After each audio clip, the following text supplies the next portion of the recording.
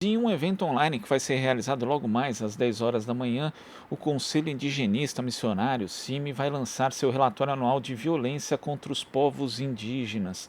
E para conversar sobre esse tema conosco, temos Roberto Antônio Libigotti, que é coordenador do CIMISUL e um dos organizadores do relatório. Bom dia, Roberto. Bom dia a você e a todos os ouvintes. Roberto, eu queria que você pode destacar para a gente algum dos principais aspectos do relatório desse ano? Então, no ano de 2019, as violências elas se amplificaram em âmbito nacional. De modo especial, nós percebemos que as invasões territoriais elas se deram de uma forma avassaladora. Aumentou em cerca de 130%, né, as invasões que a gente caracteriza como invasões possessórias, não é? Danos ao meio ambiente, danos ao patrimônio, né? Essas invasões elas impactaram duramente a vida dos povos indígenas, gerando em muitas comunidades insegurança, incerteza, e povos foram obrigados, inclusive, a migrarem de um lugar para o outro em função do impacto devastador do desmatamento e dos incêndios dentro dos territórios indígenas. Inclusive, eu estava conferindo aqui, Roberto, o relatório do ano passado, né, que fazia referência ali a dados de 2018, já mostravam que tinham sido 109 casos de invasões possessórias de exploração ilegal de recursos naturais, frente a 96 de 2017. E àquela altura ali já existiam dados preliminares de 2019, que mostravam que nos 9 primeiros meses foram 160 casos de invasões. Então, já àquela altura já tinha mais casos de invasão do que no ano inteiro de 2018. Essa tendência continuou crescendo, então, Roberto? Essa tendência ela tem se avolumado de uma forma muito significativa de setembro do ano passado para setembro deste ano. Nós ainda não temos os dados relativos a 2020, né? Mas em 2019 foram 256 invasões possessórias dentro de territórios indígenas. E é importante esclarecer que uma terra indígena ela é um patrimônio público, ela é bem da União. Os povos indígenas têm apenas o usufruto dessas áreas. Ou seja, o governo ele não promove uma política de proteção e fiscalização do seu próprio território, né? O que é muito grave. Ao contrário, há uma perspectiva por parte do Estado e de suas autoridades no sentido de avalizar através do discurso e da propaganda enganosa de que terras indígenas podem vir a ser ocupadas e exploradas economicamente, né? Então, essa é uma perspectiva dentro de um contexto de uma política de desconstitucionalização, né, de retirar dos povos indígenas os seus direitos, de desterritorialização, afastá-los dos territórios demarcados e colocar essas áreas à disposição da iniciativa privada, né, de empreendimentos econômicos. E, por fim, tem uma perspectiva que se retoma os ideários da ditadura militar, que é da integração dos povos indígenas à sociedade nacional. Então você vê que o governo formou um tripé no âmbito da sua proposta para a questão indígena no Brasil. É retirar dos índios seus direitos, retirá-los das terras e integrá-los à sociedade, abrindo um caminho efetivo para que esses territórios, que são bens públicos da União, sejam disponibilizados para a exploração econômica de uma forma intensiva. Quer dizer, no que diz respeito ali aos territórios indígenas, a gente pode dizer que houve uma espécie de liberalização por parte do governo atual em relação à exploração dessas terras, à invasão dessas terras, Roberto? Então, todo o discurso do governo Bolsonaro ele vai nessa linha. Primeiro, ele afirma: não demarcarei nenhum centímetro de terra. Então, essa é a chave do discurso. Segundo discurso, ele transformou a FUNAI, que é a Fundação Nacional do Índio, numa espécie de agência que vai estabelecer a relação política e econômica com os setores que querem explorar as terras indígenas, quais sejam madeireiros, mineradoras, né, latifundiários, fazendeiros, aqueles que efetivamente têm interesse, né, na exploração predatória dos territórios indígenas. Então, você tem um discurso dizendo não demarcarei. Né? Segundo, coloco o meu órgão indigenista à disposição desses setores. Né?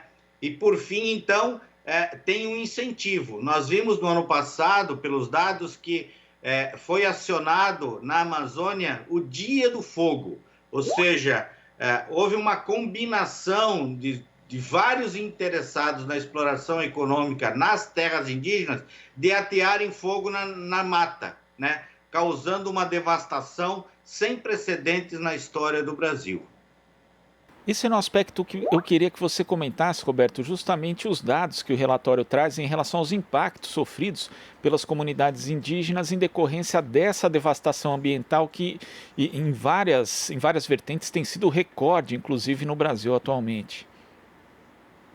Então, a primeira consequência é a invasão massiva dentro dos territórios, né? Então, nós temos áreas como Yanomami, lá há mais de 5 mil garimpeiros instalados dentro do território para fazer a exploração garimpeira. Entre os Munduruku, a mesma coisa. Em Rondônia, né, há loteamento de terras indígenas e esses lotes sendo comercializados, obviamente de forma ilegal, mas é a partir dessa autorização. Então, você tem um contingente muito grande de grupos, né, que adentram os territórios e aí causam todo tipo de devastação ambiental, mas todo tipo de impacto à vida, ao modo de ser, às culturas, aos costumes dos povos indígenas. Então, esse é um primeiro reflexo. Segundo, muitos grupos que estão em situação de isolamento na Amazônia, são pelo menos 116 povos indígenas que não têm contato com a sociedade brasileira,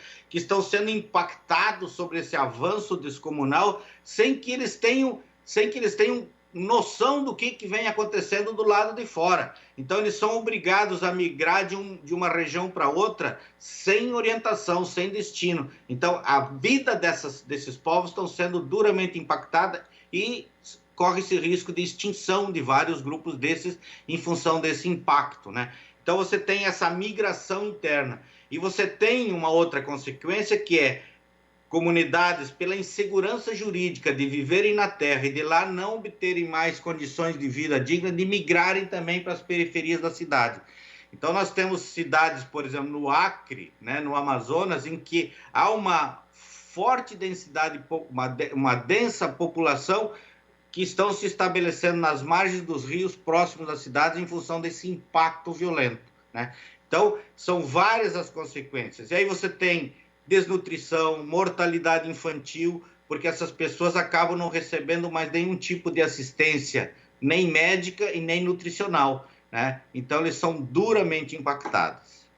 Além do que, há a violência física, né? Então, esses que adentram os territórios, eles além da destruição e dos impactos à saúde, eles também comprometem a segurança física das pessoas, porque há espancamentos, ameaças, torturas, né, assassinatos. Neste ano de 2019, nós registramos 113 assassinatos, e esses são dados oficiais, né? Só no Mato Grosso do Sul foram 40 pessoas assassinadas ao longo do ano de 2019. Então, esse avanço descomunal, essa autorização, esse aval dado pelo Estado através de seus governantes é que propicia que esses segmentos se sintam autorizados a explorarem e a devastarem os territórios indígenas. E também é possível mensurar quais foram os impactos da pandemia nas comunidades indígenas nesse período? A pandemia, ela entra daí num contexto também de desmonte da política de atenção à saúde indígena. Então, no ano de 2019, nós sentimos várias consequências desse desmonte. O primeiro deles é que o governo Bolsonaro ele rompeu com o convênio Mais Médicos. Os médicos desse programa eram aqueles que efetivamente se dirigiam às comunidades e lá ajudavam na prestação de serviço, especialmente das ações preventivas, né, no âmbito da saúde. Com o rompimento do convênio, as comunidades não mais receberam essa assistência permanente de médicos.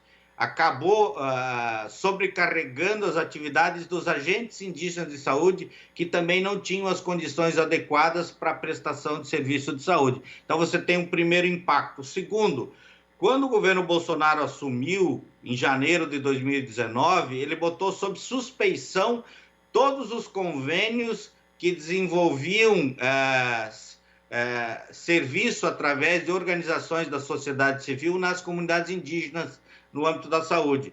Ao colocar sob suspeição, o governo deixou de repassar os recursos e praticamente os meses de janeiro, fevereiro, março, abril e maio, não houve destinação de recurso para as ações nas comunidades indígenas, as ações de saúde. Então, você tem um segundo impacto. O terceiro é que o governo rompeu com o diálogo, com a perspectiva de participação e controle social dos povos indígenas na prestação de serviço em saúde. Então, você compromete o subsistema. E, nesse contexto, recai no país e sobre os povos indígenas a pandemia, que provavelmente nesse ano de 2020 nós vamos ter dados que vão ser avassaladores no que se refere aos impactos sobre a vida e o modo de ser dos povos em função da pandemia e desse desmonte da política de atenção à saúde indígena. Em termos de articulação para a resistência, de mobilização, como que tem sido esse trabalho também, Roberto? A gente sabe que a violência contra as comunidades indígenas aqui no Brasil é um fato tristemente histórico, que tem aumentado agora, mas como que está a articulação para essa resistência? Então, a pandemia também ela compromete, inclusive, a mobilização de forma direta. Então, nós estamos nos habituando com um sistema que é online, que é isso que a gente está fazendo, né? A comunicação à distância. Então, o movimento indígena vinha numa crescente, numa articulação muito intensa em âmbito nacional, né? Nós tínhamos a cada ano, por exemplo, o acampamento Terra Livre em Brasília, que juntava 4 ou 5 mil indígenas do Brasil inteiro, onde ali eles se manifestavam e apresentavam as suas propostas para uma política indigenista que fosse adequada ao modo de ser, às culturas, né, e às perspectivas dos povos indígenas. Então, você tinha um avanço, uma articulação muito intensa do movimento indígena, né? Ela se dá ainda hoje, nós temos muitas organizações, fortes organizações em âmbito nacional e regional, que procuram construir redes de solidariedade, de articulação e de mobilização no sentido de frear essa perspectiva que eu falei no início da entrevista, que é da desconstituição dos direitos, da desterritorialização e de uma política genocida que é da integração dos povos à sociedade nacional. Então, você tem uma resistência do movimento indígena, de entidades indigenistas que se articulam, e você também tem uma contribuição muito importante de organismos e segmentos internacionais que prestam apoio e solidariedade aos povos nesse contexto. Roberto, queria agradecer a sua participação aqui no Jornal Brasil Atual, reforçando para quem acompanha nosso programa que o lançamento online do relatório Violência contra os Povos Indígenas do Brasil, dados de 2019, vai ser às 10 horas da manhã, com transmissão pelas redes ali do CIMI e também pelas redes aqui da TVT. Se você puder acompanhar, é um lançamento de um relatório muito importante, trazendo dados aí que são realmente, que a gente lamenta muito, né, Roberto? Muito obrigado por participar aqui do nosso jornal e até a próxima. Obrigado a você pela oportunidade de a gente poder estar um pouco refletindo e contextualizando essa realidade dos povos indígenas. Muito obrigado a você e a todos que nos acompanharam. Conversamos aqui com o coordenador do CIMISU e um dos organizadores do relatório anual contra a violência indígena, Roberto Antônio Libigotti. Você está ouvindo Jornal Brasil Atual. As notícias que os outros não dão.